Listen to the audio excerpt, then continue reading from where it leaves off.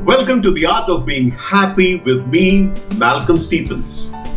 In the previous episodes of the Art of Being Happy, we had seen what is happiness, we had seen how we are supposed to control our happiness, how happiness is a choice, and happiness is a state of our mind, and what are the different sources of happiness.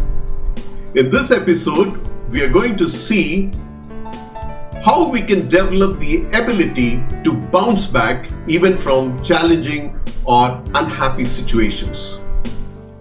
Happiness is not a constant. Most of us have our high moments of happiness and our low moments when we are not so very happy. It is our ability to bounce back that helps us to get back onto the track of being happy. Before I go further, I would like to narrate a short story which my mom used to tell me when I was a kid. And the story goes like this. It's about the king and the spider. There was this king who had a small kingdom, and one day enemies invaded his kingdom and they fought a battle, and the king and his troops lost the battle, and the king had to flee from his kingdom. He walked for many days and went into the mountains and found a cave, and he sat down exhausted and tired. He saw a small spider there who was trying to weave a web. He saw the spider going up, trying to weave the web and falling down, then going up again and again trying to weave and then again falling down. And he kept doing this over and over again till finally the spider wove a beautiful web. The king, having seen this, got inspired, and he said that the spider can do this, why not me? So he went out of the cave, all inspired, found few of his soldiers, got his army back, fought the enemy, and won his kingdom back. This story always inspired me. No matter what happens to us, we can always get inspired from stories like this. As I said, happiness is not a constant. It's okay to lose, fail, to be unhappy, feel down at times. But we need to know how to bounce back. And that is the most important thing which we can learn. In fact, we need to learn to future pace from wherever we are, whatever we are going to get into, for both success and failure. A lot of people tell you and tell me too that you need to visualize success. Yes, very good, visualize success. But what happens when we fail? Many of the time we are not prepared. We get upset, we get sad. So it's very important to sit back before you get into any situation to think and visualize positive things about success, so that we know how success will be and how to get success and what we will do when we are successful. But what happens if we fail? So it's very important to sit back and even visualize failure. And in case we are unsuccessful, what should we be doing? So what really happens is we can plan for the various scenarios that life has to offer. So when we are successful, well and good, we enjoy the success. But when we fail, now we have a scenario and a plan for that too. And we know how to bounce back. When we talk about bouncing back, there are certain factors which will enable us to bounce back. Let's quickly look at that. One is, when we fall, we should be able to visualize our timeline and go back in our timeline. That is, go back in life and revisit those moments in our lifetime where we had failed, or we had fallen down, or we lost, or we were unhappy, and think, how did we get up those days or in those situations? And we realize we had certain resources. So now we come back to the present with those resources, and while we have fallen down, or where we have failed, or we are experiencing unhappiness, with these resources from the past, we can bounce back. The second important factor to bounce back is our positive anchors which are there in our life. It could be a person whom we speak to and we bounce back. It could be music which we listen to and we bounce back. It could be a place which we visit and we bounce back. It could be an activity which we love doing, which we engage in and we bounce back.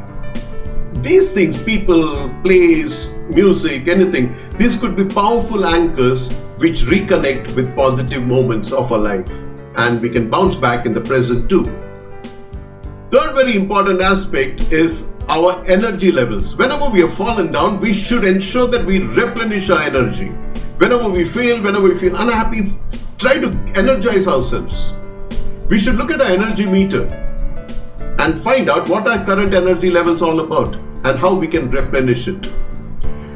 We should do things which can boost up our energy, physical activity, emotional aspects, whatever it is. Meeting people, boost up the energy which we require.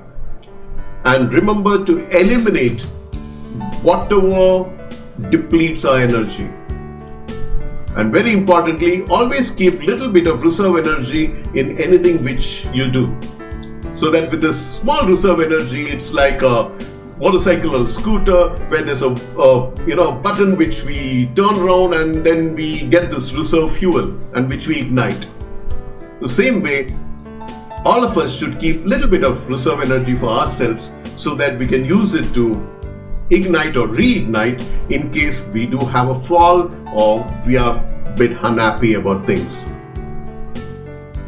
The other aspect or the other factor to bounce back is the ability to harvest happiness. As we go through our journey of life, we should always remember to harvest happy moments and store it and keep it very carefully. As they say, these moments make our life. It's not about number of hours and days and years which we live. It's about these moments which actually make our life. So harvest these moments and keep them very carefully guarded, because whenever we are down and out or unable to get up and run the way we used to, revisit these beautiful moments which we have harvested. It will definitely help us. So collect your moments of happiness as you walk through in life and keep it very closely guarded. The other two factors which are very critical for us to bounce back is our resilience and tenacity.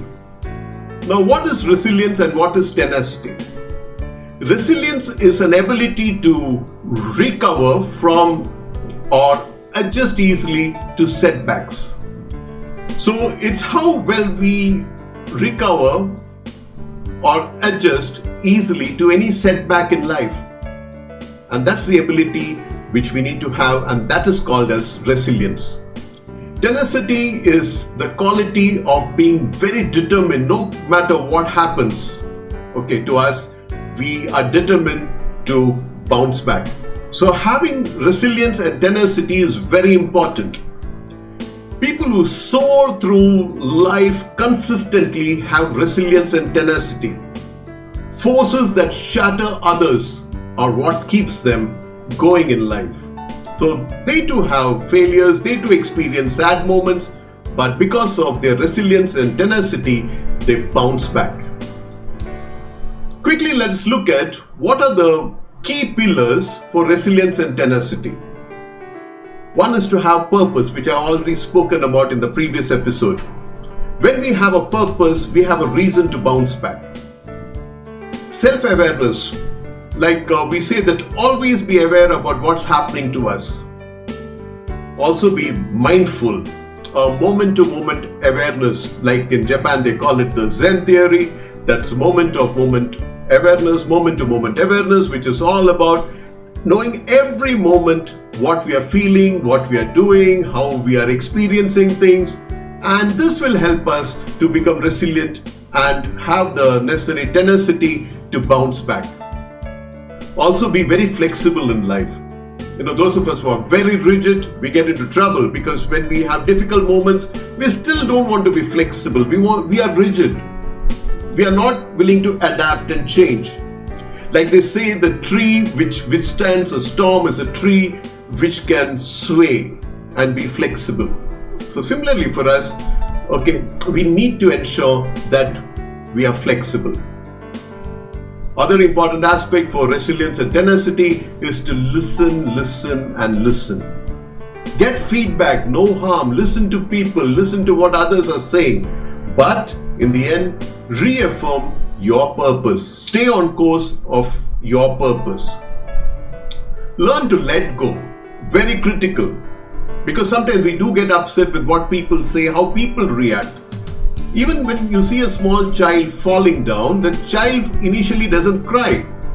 The child looks around to see the reaction of other people and then decide what to do. Same thing happens to us. We listen to too many people, but we need to remember that what is not good for us, we should let go. Be happy to let go at times. Build positive relationships. Remember, everyone you know is not your friend. Some of them or most of them are just acquaintances. We need not really consider them as friends and get hurt or upset with their reactions or statements or the emotions which they display. Friends could be few but genuine. Friends who would stand by you no matter what. And this actually helps us to bounce back. Emotional support network. We need to develop this small group of people who become our emotional support network.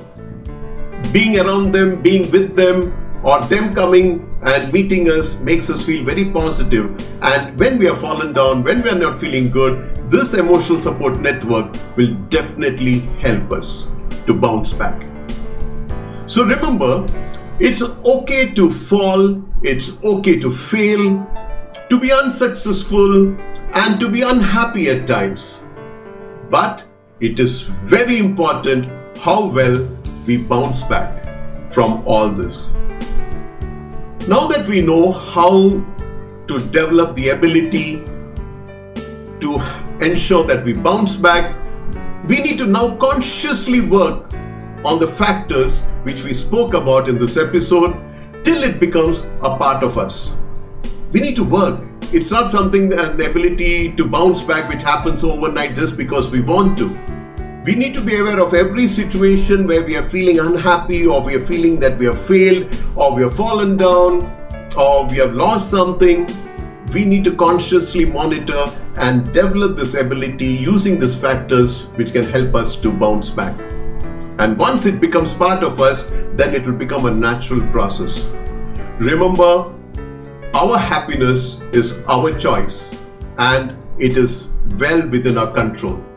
So be happy and remember to bounce back when you feel otherwise. This is Malcolm Stephens signing off from this episode of The Art of Being Happy.